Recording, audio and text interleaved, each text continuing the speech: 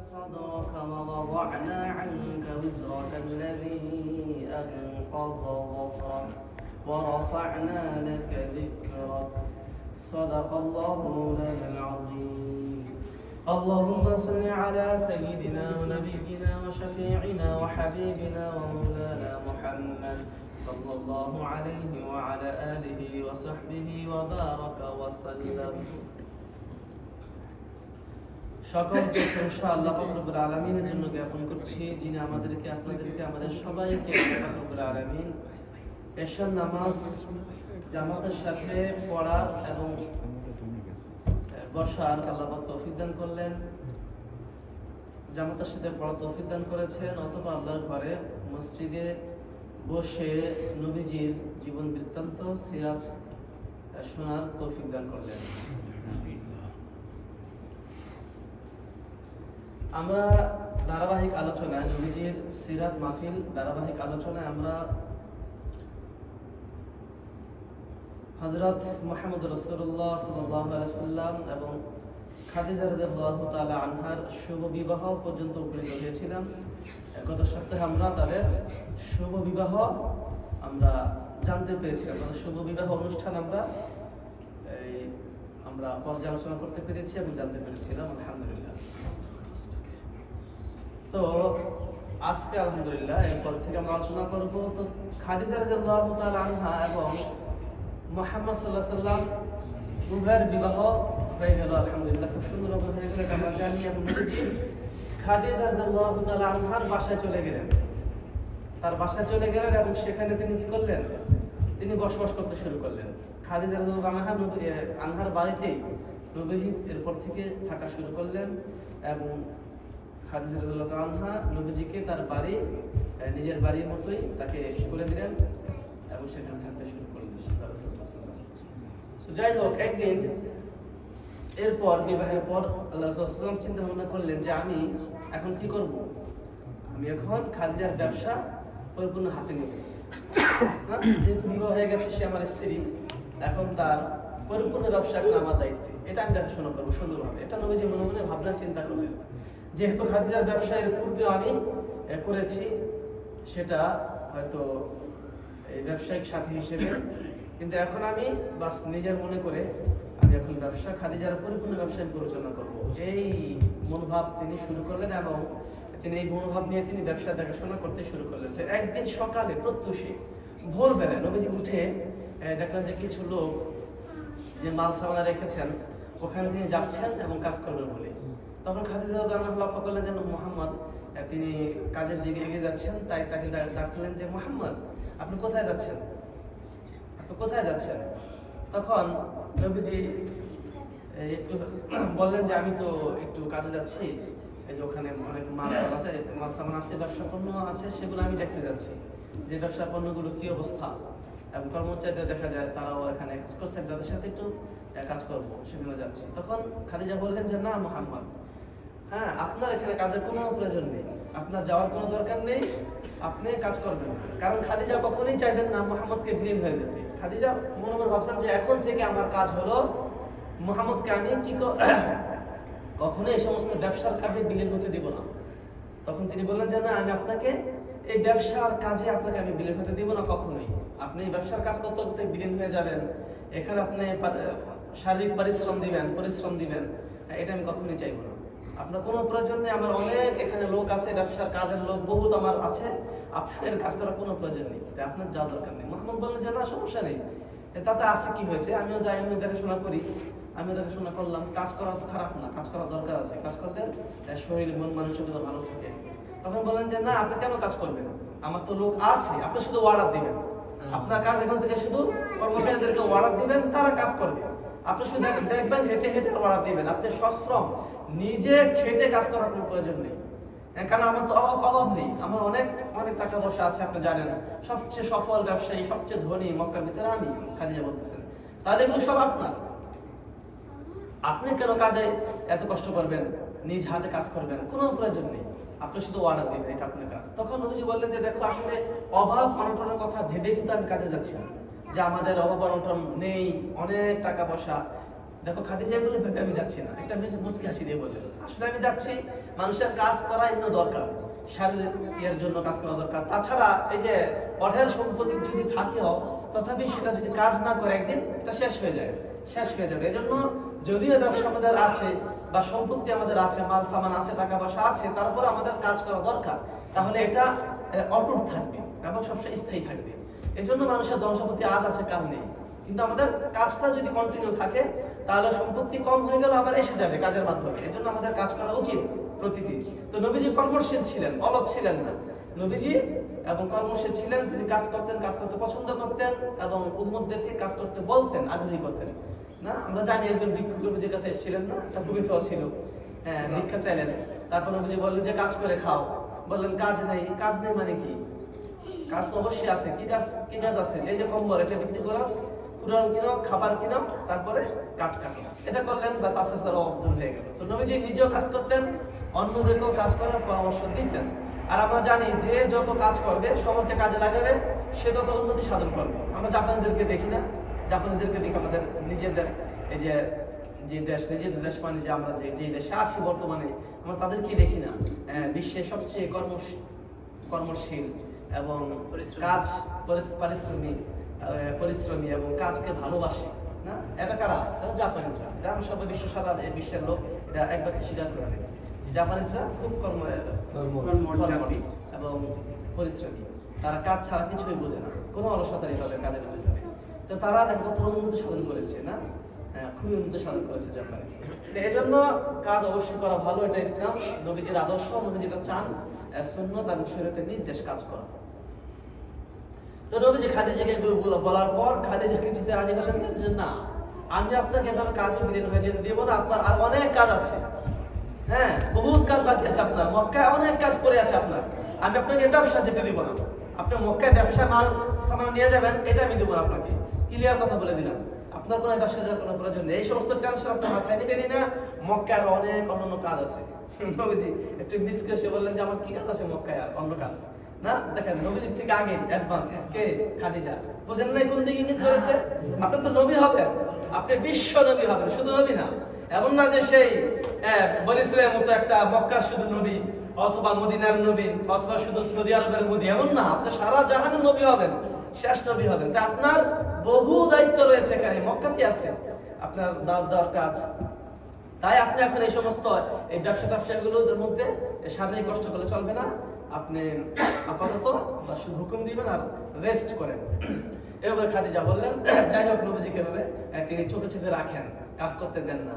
হ্যাঁ, নবীজির সুখের ভিতরেই তার সুখ চায়। এখন খাদিজার একটাই সুখ, একটাই শান্তি, হ্যাঁ, যে মুহাম্মদের কোন দিক থেকে আরাম পৌঁছায়। মুহাম্মদ তার স্বামী, স্বপ্ন সূর্য, স্বপ্নের স্বামী, তার কি কাজে আরাম, কি কাজে শান্তি, কি কাজ করলে খাদিজা সে কাজে শান্তি পায়। মুহাম্মদের শান্তি মানে হলো খাদিজার শান্তি, মুহাম্মদের আরাম মানে হলো খাদিজার আরাম। খাদিজা এখন সমস্ত তার সুখ শান্তি আরাম একমাত্র মুহাম্মদ তার স্বপ্ন সূর্য, স্বপ্নের স্বামীর কাছে খুঁজে বেড়ায়। সে সবসময় খেয়াল রাখে যে মুহাম্মদের কি কি প্রয়োজন। তো যাই হোক এভাবে দিন চলতে লাগলো, সবকিছু চলতেছে। তো তাদের সংসার, দাম্পত্য জীবন খুব সুন্দর সুখময় চলতে লাগলো। মক্কার ভিতরে এখন মডেল তারা সবাই মুখোমুখি, খাদিজা মোহাম্মদ খাদিজা, তাদের দাম্পত্য জীবন নিয়ে আলোচনা। আর মুহাম্মদ সাল্লাল্লাহু আলাইহি ওয়াসাল্লামের এখন সম্মান মক্কায় অনেক বেড়ে গেছে। আগে তো সম্মান ছিল, সম্মানিত, কিন্তু খাদিজার সাথে বিবাহ হওয়ার পর আরো সম্মান বেড়ে গেল। কেন? খাদিজা কে? খাদিজা মক্কা সম্ভ্রান্ত ফ্যামিলির একজন মেয়ে, ভদ্র সভ্য, সবচেয়ে ব্যবসায়িকের মধ্যে সফল ব্যবসায়ী, সবচেয়ে ধনী, এবং ধনী অসভ্য ধনী না, ভদ্র ধনী। তিনি গরিবদের প্রতি খেয়াল রাখেন, সবাই তাকে ভালোবাসে। এই খাদিজার জামাই, খাদিজার স্বামী হচ্ছে কে? খাদিজার স্বামী মুহাম্মদ সাল্লাল্লাহু আলাইহি ওয়াসাল্লাম। যেন তার কথা নয়, মুহাম্মদ তো এমনি আগে সবার কাছে আখলাকওয়ালা প্রিয় ছিল, হ্যাঁ, সভ্যভদ্র একজন ব্যক্তি ছিল, মাজিমেন ছিল না মুহাম্মদ। এখন খাদিজার স্বামী আরো মাজিমে হয়ে গেছে, আরো তার কাছে প্রিয়ভাজন হয়ে গেছে। এখন সবাই মুহাম্মদকে খোঁজে, মুহাম্মদকে তালাশ করে। মুহাম্মদের কাছে অনেকে পরামর্শ নিতে আসে, মুহাম্মদ সাল্লাল্লাহু আলাইহি ওয়াসাল্লামের কাছে অনেকে এখন বাড়িতে ভিড় জমায়, তার থেকে মতামত নিতে আসে কি করলে ভালো হয়। তার কাছে আমানত গচ্ছিত রাখে, নবীজির কাছে টাকা পয়সা ইত্যাদি, জমি জামার দলিল পত্র, কথাবার্তা সবকিছু এভরিথিং মুহাম্মদের কাছে কি রাখে? আমানত রাখে। এখন আমানতদার বলতে মক্কার মধ্যে একজনই, সে কে? মুহাম্মদ। মুহাম্মদ। এটা খাদিজার যে কারণে আরো বেড়ে গেছে নবীজির এই পরিচয়টা, আর পরিচয়টা ওই যে আল্লাহ বলছেন না, বাবা জাদাকা আইলাম ফাআগনা, তোমাকে দরিদ্র অসহায় পেয়েছিলাম, খাদিজার মাধ্যমে তোমাকে আমি কি করলাম, অমুখাপেক্ষী করে দিলাম, ধনী বানিয়ে দিলাম, সব দিক থেকে তোমাকে সম্মানী বানিয়ে দিলাম খাদিজার মাধ্যমে। আল্লাহু আকবার। তো যাই হোক, সুবহানাল্লাহ, এটি আর কি আল্লাহ পাক রব্বুল আলামিন বলেছেন কোরআনের মাধ্যমে। তো এখন নবী সাল্লাল্লাহু আলাইহি ওয়াসাল্লামকে সবাই বিশ্বাস করতে লাগলেন, তাকে আল আমিন উপাধি দিতে লাগলেন। আগের থেকে হালকা হালকা দিয়েছে, এখন এই আল আমিন উপাধিটা একেবারে প্রসার হতে লাগলো। সারা মক্কাবাসী এখন এক বাক্যে আল আমিন, কে? মুহাম্মদ চিনে। মুহাম্মদ নাম কমই বলে, এখন শুধু আল আমিন, আল আমিন, আল আমিন। আল আমিনের কাছে যাও, এটা পরামর্শ নিয়ে আসো, আল আমিনের কাছে যাও, এটা রাখো, সে তোমাকে পরামর্শ দিবে, সুবুদ্ধি দিবে। কে? মুহাম্মদ সাল্লাল্লাহু আলাইহি ওয়াসাল্লামের আল আমিন নামে সুপরিচিত হয়ে গেলেন। এই জন্য এটা যখন আল আমিন বলে, লোকজন নবীজির কাছে আসে, পরামর্শ চায়, খাদিজা এটা দেখে খুব কি করে, মানে আনন্দ বোধ করে না, তার স্বামী মুহাম্মদ ভবিষ্যতের নবী, তার কাছে মানুষ আসে এবং তাকে সম্মান করে, স্ত্রী না, তার খুব গর্ববোধ হয়, তখন মনে মনে খুব সে আনন্দ পায়, সে মনে মনে নাচে খাদিজা রাদিয়াল্লাহু তাআলা আনহা। তো যাই হোক, এভাবে তার দিন দিন সম্মান অনেক বাড়তে লাগলো। কোন একটা মজলিসে যখন যায়, তাকে মধ্যমণি বানায়, মুহাম্মদ সামনে আসো, মাঝখানে আসো, তুমি বসো, তাকে পরামর্শদাতা হিসেবে, পরামর্শদের মধ্যে আরো মুরব্বীরা আছে, এর মধ্যে মুহাম্মদ একজন পরামর্শ হিসেবে তারা গ্রহণ করে, বানায়, এখানে তার আসন, পরামর্শদাতাদের আসনে তারা বসায় এবং মুহাম্মদকে খুব সম্মান দেখায়, তাকে সাইড দেয়, সিট দেয়, সব দিক থেকে তাকে অগ্রগামী রাখে মক্কাবাসীরা। এভাবে দিন চলতে লাগলো, তাদের সংসারও আরো সুখে ভরে গেল। খাদিজা খুবই আনন্দে আছেন, মুহাম্মদ সাল্লাল্লাহু আলাইহি ওয়াসাল্লামও খুব আনন্দে আছেন খাদিজাকে পেয়ে। তো দেখতে দেখতে দেখতে দেখতে তাদের প্রায় 1 বছরের মতো চলে গেল। দেখতে দেখতে প্রায় বছর 2-1 মতো কেটে গেল তাদের দাম্পত্য জীবনের এই সুখ শান্তি এবং এই জীবন। অবশেষে তাদের ঘরে একটি সন্তান আসার সময় হয়ে গেল। খাদিজা চাচ্ছিলেন একটি সন্তান, মুহাম্মদ সাল্লাল্লাহু আলাইহি ওয়াসাল্লাম চাচ্ছিলেন একটি সন্তান আসুক তাদের গর্ভে। তো দেখা যায় দেখতে দেখতে তার গর্ভে একটি সন্তান এলো। 2 বছরের মাথায়, তাদের বিবাহের 2 বছরের মাথায় একটি সন্তান এলো। সেই সন্তান আসার পর খুব ফুটফুটে একটি সন্তান এসেই গেল তাদের খাদিজার গর্ভে। সেই সন্তানটি খুব সুন্দর ছিল দেখতে, চোখ বড় বড় ছিল, যেহেতু খাদিজা রাদিয়াল্লাহু আনহার চোখ বড় ছিল, মুহাম্মদ সাল্লাল্লাহু আলাইহি ওয়াসাল্লামের চোখ কিন্তু বড় বড় ছিল, ডাগর ডাগর ছিল, এজন্য সন্তানের চোখ এমনই হবে, বড় বড় হয়েছে, খুব সুন্দর ফুটফুটে হয়েছিল। তাই তারা নাম রাখলেন, কি নাম রাখলেন এই সন্তানের নাম? সন্তানের নাম কি রাখলেন? কে বলতে পারে? সন্তানের নাম রাখলেন কাসেম। কি রাখলেন? কাসেম। কাসেম, হ্যাঁ, কি নাম রাখলেন? কাসেম। সন্তানের নাম রাখলেন কাসেম, তার মানে ছেলে না মেয়ে? ছেলে। ছেলে। তাহলে তাদের গর্ভে একটি প্রথমেই ছেলে সন্তান আল্লাহ পাক রব্বুল আলামিন দান করলেন, ছেলে সন্তান এসেছে, নাম রাখলেন কাসেম। ছেলে সন্তান নাম দিয়েছেন। খাদিজা ভীষণ খুশি। কেন? ছেলে সন্তান মক্কাতে পাওয়া খুব কঠিন, আর যখনই কোনো সন্তান, ছেলে সন্তান কারো জন্ম নেয়, সে ওখানে কি সম্রাট, সে সম্রাট হয়ে যায়। খুব সম্মান বেড়ে যায়, তাকে সবার সম্মানের চোখে দেখে। আর যদি মেয়ে সন্তান হয়ে যায়, ওয়াইদা বুশরা আহাদুম বিল উনসা, যখন তাদেরকে মেয়ে সন্তানের সুসংবাদ দেওয়া হয়, ওয়াজহুহু মুসওয়াদ্দান ওয়া হুয়া কাযীম, তাদের চেহারা কালো, রাতের বিবর্ণ হয়ে যায় এবং তার সে রাগে গুসায়, কাযীম মানে ফেটে যায়। যখন কোনো লোক রাগে গুসায় ফেটে যায়, তাকে বলা হয় কাযীম আরবিতে। এটা আছে কোরআনের আয়াতের ভিতরে আছে, ওয়া হুয়া কাযীম। সূরা নাহাল এর সামনে আমাদের তাফসীর চলতেছে অলরেডি, সূরা 14 পারা।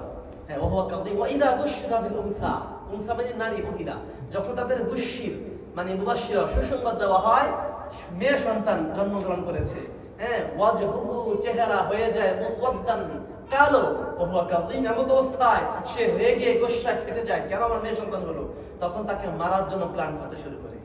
নাউযুবিল্লাহি মিন যালিক। আর যখন বলা হয় ওয়াইদা বুশরা বিল উনসা বিল ইবিন, যখন তার সংবাদ দেওয়া হয় ছেলে সন্তানের, তারা খুশিতে ভরে যায়। তো যাই হোক, এই জন্য তাদের সেই নিয়মতান্ত্রিক ভাবে যে নিয়ম পাতার একটা রীতিনীতি ছিল, ছেলে সন্তান হওয়ার একটা খুশি। তো এই জন্য খাদিজার গর্ভ ছেলে আসছে, তাই সেটা খুশিতে ভরে গেলেন। আরো অনেক খুশি, আনন্দ, মুহাম্মদ সাল্লাল্লাহু আলাইহি ওয়াসাল্লাম আনন্দিত হলেন যে প্রথমেই তাদের ছেলে সন্তান হলো, মাশাআল্লাহ, আলহামদুলিল্লাহ। তো তারা নাম রাখলেন কাসেম, এই নামে তারা রাখলেন।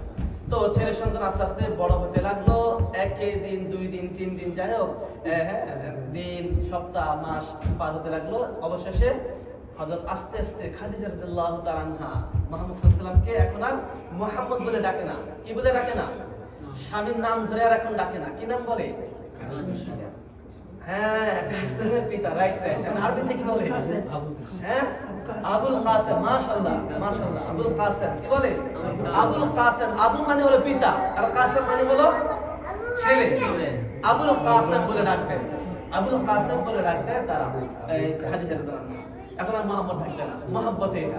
হ্যাঁ, সন্তানের সাথে তার গর্ভের যে গর্ভদার সন্তান, গর্ভ থেকে সন্তান দিয়েছে, এটার সাথে মোহাম্মদকে আরো জড়িয়ে দিতে চাইতেছে। হ্যাঁ, স্ত্রীরা চায়, স্ত্রীরা দেখবেন এটা কিন্তু সাংঘাতিক। তারা চায় আমার মেয়ের, আমার সন্তান, হ্যাঁ, বাপ বেশি আদর করুক, এতে স্ত্রী বেশি খুশি হয়। এটা তো জানেনই। তো স্ত্রীর সাথে স্বামীকে আরো বেশি জড়িয়ে দেবে, আরো শক্তিশালী, তারা খুশি। তো খাদিজা চাচ্ছেন যে মুহাম্মদের সম্পর্কটা কাসেমের সাথে বেশি বেশি হোক। এজন্য বলে কাসেমের বাপ এদিকে আসো। হ্যাঁ, কাসেমের বাপ এদিকে আসো, বাংলাতে আর কি। কাসেমের বাপ ও শামামের বাপ না, কি বলে আরে ইত্যাদি ইত্যাদি ইত্যাদি বলে আর কি। ফাতেমার বাপ, ফাতেমা তো একটাই, যাই হোক। তারপরে এরকম আর বেশি আহমদের বাপ, আহমদের বাপ, তারপরে আহমদের বাপ, সুমাইশার বাপ, সুমাইশার বাপ, তারপরে যে কি আসফির বাপ, এরকম বল বলে রাখেন। নোহার বাপ সব বসে আছে, মাসফির বাপ, আর কার সন্তান আছে এই যে কি জানো, হ্যাঁ, এরকম বাপের নাম ধরে ধরে ডাকে। আপনাদের ডাকে না? স্ত্রীরা ডাকে তো মনে হয়, যেগুলো বললাম মনে হয় ডাক দেয়, ডাকে ডাকে ডাকে। আমি তো শুনছি ডাকে, হ্যাঁ ডাকে, সবাই ডাকে। কারণ কি নামে ডাকে? আমাদের বাঙালি বিশ্ব স্ত্রীরা মাশাআল্লাহ এই জিনিসটা আদায় করে। এটা মনে হয় ইসলাম থেকে আসে। হ্যাঁ হ্যাঁ হ্যাঁ, মডার্ন আছে নাম ধরে ডাকে, আর যারা ইসলামিক তারা ওইভাবে ডাকে। মাশাআল্লাহ, জি জি জি, ঠিক। তো এইভাবে নাম ধরে ডাকে, মাশাআল্লাহ। তো এই যে নাম ধরে ডাকা, এটা নবীজির সুন্নাত, নবীজির সুন্নাত। হ্যাঁ, তাহলে সন্তানের নাম ধরে ডাকা। তাহলে এভাবে নবীজিকে কি করলেন? ডাক দিলেন আবুল কাসেম, আবুল কাসেম বলে ডাক দিলেন। তো যাই হোক, এখন আবুল কাসেম এভাবে ডাকার পর এখন দেখা যায় যে খাদিজা রাদিয়াল্লাহু তাআলা আনহা, হ্যাঁ, ডাকতে ডাকতে, খাদিজা রাদিয়াল্লাহু আনহা ডাকতে ডাকতে, আর কারো মেয়ে আছে ডাক দিয়ে দিই, ফাইজার বাপ। তারপর কি জানেন? আবুল ভাই, আপনার ছেলের নাম কি? কন্যাকে আর আপনার বাপ, আপনার বাপ, তারপরে যে আবুল মিম, আরাফাতের বাপ, যা সব বলা গেছে। আবুল মিম বলেন। হ্যাঁ, বলছি তো, বলছি মিমের বাপ। যাই হোক, এখন সবার সন্তান আছে আলহামদুলিল্লাহ, যে সবাই একটু মনে করে দিছি, সুন্নত আদায় করলাম আর কি। তো এই আবুল কাসেম, এটা খাদিজা খুব মন ভরে ডাকবে। দেখা যায় এই খাদিজার এখন নামটা মোটামুটি ভাবে আরবেরা সুন্দর সুন্দর আশেপাশে আছে না, পড়োশি বা মা ভাই ব্রাদার পাড়া প্রতিবেশী, কিরে খাদিজা আবুল কাসেম বলে রাখবে মুহাম্মদকে। ঘটনা কি? এরা শুনে শুনে এখন দেখা যায় মায়া আবুল কাসেম বলে রাখে। সুবহানাল্লাহ বলেন। এখন পাড়া প্রতিবেশী আবুল কাসেম, খাদিজা তো আর আনন্দে খুশি, আমার সন্তানের নাম মুহাম্মদকে বলে ডাকতেছে আবুল কাসেম। খাদিজা নাচতে শুরু করতেছে মনে মনে আর কি, হ্যাঁ, লাফাতে শুরু করলো যে বাহ, খাদিজার আনন্দ ধরে রাখতে পারতেছে না যে আমার সন্তানের নাম মুহাম্মদকে ডাকতেছে। মুহাম্মদকে, বিশ্বনবী, আমার স্বামী, তার নাম হচ্ছে আবুল কাসেম, আমার সন্তানের বাপ। তো যাই হোক, এভাবে সবাই ডাক দিল না, সবাই ডাকে এখন আবুল কাসেম বলে। এখন এটা নবীজির কুনিয়াত হিসেবে প্রসিদ্ধি লাভ করেছে, সবাই এখন আবুল কাসেম বলে ডাকতে শুরু করলো। হ্যাঁ, এভাবে আলহামদুলিল্লাহ মোটামুটি একটা প্রচার হয়ে গেছে। তো দেখতে দেখতে দেখতে দেখতে তাদের কোলে, হ্যাঁ, খাদিজা এবং মুহাম্মদ সাল্লাল্লাহু আলাইহি ওয়াসাল্লাম, তাদের কোলে আরো 1 বছর, আবুল কাসেম যখন 1 বছর বয়স উপনীত হলো, হ্যাঁ, তখন তাদের কোলে আরেকটি মেয়ে সন্তান জন্ম নিল। আরেকটি কি সন্তান? কন্যা সন্তান জন্ম নিয়েছে। এই কন্যা সন্তানের নাম কি? কুলসুম। কুলসুম। নাম কি? জয়নাব। নাম কি? নাম কি? একজন আছে কুলসুম, জয়নাব। নাম কি? কি নাম? কুলসুম। নজির কটা মেয়ে ছিল? 4টা। মাত্র 2টা বলবো, জয়নাব আর কুলসুম। আর নাম কি? ফাতেমা। ফাতেমা। আর নাম কি? রুকাইয়া। আপনি কি 2টা বললেন? না না, এই মেয়ের নাম কি? 2টা বলছেন, একটা? না না, রুকাইয়া তো একজন। মানে বললেন 4টে মেয়ের মধ্যে একটা রুকাইয়া। রুকাইয়া প্রথম, তাহলে ফাতেমা পরে। তাহলে এই মেয়ের নাম কি? এই মেয়ের নাম কে বলছে? জায়নাব। কে বলছে? রুকাইয়া। ফাতেমা। কুলসুম। হ্যাঁ, এটা হচ্ছে জায়নাব, মুহাজির তো সঠিক। হ্যাঁ, সবচেয়ে বড় মেয়ের নাম কি? জায়নাব। জায়নাব ছিল বড় মেয়ের নাম, নবীজির সবচেয়ে বড় ছিলেন জায়নাব। হ্যাঁ হ্যাঁ, তারপর কে? রুকাইয়া। মাশাআল্লাহ, আমাদের সঠিক দ্বিতীয়বার রুকাইয়া। তারপর কে? উম্মে কুলসুম 3 নাম্বার। উম্মে কুলসুম 3 নাম্বার। ওই যে বললাম না রুকাইয়া মারা গেল, কার স্ত্রী ছিল? ওসমান গনির স্ত্রী। প্রথম স্ত্রী মারা গেল নবীজি, বা নবীজি দ্বিতীয় স্ত্রী কাকে দিয়েছিলেন? নবীজির দ্বিতীয় মেয়ে উম্মে কুলসুমকে দিলেন না। নবীজি তাও বলেছিলেন আমার আরেকটা মেয়ে থাকলে আরেকটা মেয়ে দিয়ে দিতাম। অলরেডি মেয়ে ছিল কিন্তু, কে? ফাতেমা ছিল, বিয়ে হয়ে গেছে আলীর সাথে। বিয়ে না হলে ফাতেমাকেও দিয়ে দিতাম। কেন? ওসমানের আখলাক এত সুন্দর, এত লজ্জাশীল, এত মধুর্য ওসমানের আখলাক ছিল। হ্যাঁ, আস্তাকু হায়ার ওসমান। ওসমান সবচেয়ে বেশি লজ্জাশীল সাহাবীদের মধ্যে হ্যাঁ ছিলেন, পুরুষদের মধ্যে। হ্যাঁ, দানবীর। তাহলে এই জন্য বলতেছেন যে আমার আটটা মেয়ে থাকলো, আমি ওসমানের কাছে বিয়ে দিতাম। আটটা মেয়ে থাকলে কিন্তু নেই। যাই হোক, তাহলে নবীজির সবচেয়ে বড় মেয়ের নাম হচ্ছে জায়নাব। তাহলে এই যে নবীজির গর্ভে, খাদিজার গর্ভে যে মেয়েটি আসলো, এটার নাম কি ছিল? জায়নাব ছিল। জায়নাব নাম রাখলেন আর কি, যে মেয়ের নাম রাখলেন জায়নাব। জায়নাব খুব সুন্দরী হলেন, তাদের চোখ বড় বড় হলেন, এদিক সেদিক তাকাচ্ছেন না, বাবাকে দেখেন, মাকে দেখেন। তো মেয়েটিও খুব খুশি, মিষ্টি মিষ্টি হাসি দেয় হালকা হালকা। তো নবীজিও খুশি যে আমার প্রথম ছেলে। তারপরে মেয়ে সন্তান হয়েছে, খাদিজা খুশি যে প্রথম ছেলে হয়েছে। আরবের মধ্যে যে একটা ছিল ওটা আমি পেয়ে গেছি। কোনো বলতে পারবো না ছেলের পরে মেয়ে, এটা আমরা দোষ দিতে পারবো না, যেহেতু আমার প্রথম ছেলে আছে। তো এই জন্য তারা খুব খুশি আরবের সিস্টেম অনুযায়ী। তো যাই হোক, মেয়ে হওয়ার পর প্রথম মেয়ের নাম রাখলেন জায়নাব আল্লাহ সাল্লাল্লাহু আলাইহি ওয়াসাল্লাম। তো তাদের দাম্পত্য জীবন আরো সূক্ষ্ম হয়ে গেল। এই দুই সন্তানের কারণে তাদের দাম্পত্য জীবন, স্বামী স্ত্রীর যে বন্ধন, হ্যাঁ, এটা আরো কি হয়ে গেল? 100% মজবুত হয়ে গেল। সন্তানের মাধ্যমে কিন্তু স্বামীদের স্ত্রীর সম্পর্ক মজবুত হয়, এটা জানেন তো? হ্যাঁ, সন্তান আগ পর্যন্ত কিন্তু হাফ থাকে, হাফ। কখন যে আবার কি জগামগা ইত্যাদি বেশি হইতে থাকে, কিন্তু ছাড়াছাড়ি বেশি হইতে থাকে। কিন্তু সন্তানের কারণে কিন্তু ছাড়াছাড়ি কম হয়। আপনারা দেখেন না, যা কি করবা, ছেলের প্রতি তাকায় আর থাক কষ্ট কর মা, আর কি করবি? মেয়ের প্রতি তাকায় আর একটু কষ্ট কর। হ্যাঁ, বাপের বলে যা তোমার ছেলে মেয়ে আছে একটু কষ্ট কর, বোর্ডের বাইরে নেই, আর কি করবি? সন্তানগুলো এতিম হয়ে যাবে। এই দেখছেন, এই জন্য সন্তান সাথে সাথে নিয়ে নেন। হ্যাঁ, তাহলে যদি দাম্পত্য জীবনকে সুখী করতে চান, তাহলে সন্তানদেরকে সাথে সাথে নিয়ে নেন। হ্যাঁ, খাতাই হয়। এই জন্য বাস, যাই হোক, তাদের সুখময় জীবন আরো সুখময় হয়ে গেল, আরো শক্তিশালী হয়ে গেল, সুন্দর হয়ে গেল, মজবুত হয়ে গেল, মজবুত এসে গেল, মাশাআল্লাহ। তো এইভাবে তাদের সুখময় জীবন চলতে লাগলো। আজকে আলহামদুলিল্লাহ এতটুকুই আমরা বলবো। আগামী সপ্তাহে ইনশাআল্লাহ এর থেকে আমরা জানবো ইনশাআল্লাহ এরপরে কি হলো, আগামী সপ্তাহে আমরা জানবো। আল্লাহ পাক রব্বুল আলামিন আমাদের সবাইকে খাদিজা রাদিয়াল্লাহু তাআলা আনহার আখলাক আমাদের স্ত্রীদেরকে দান করেন, মুহাম্মদ সাল্লাল্লাহু আলাইহি ওয়াসাল্লামের আখলাক আমাদেরকে দান করেন, এবং নবীজির ছেলে সন্তানের মতো আমাদের আখলাককে দান করেন। সুবহানাল্লাহি ওয়া বিহামদিহি, সুবহানাল্লাহি ওয়া বিহামদিহি, আশহাদু আল্লা ইলাহা ইল্লা আনতা, আস্তাগফিরুকা ওয়া আতুবু ইলাইক।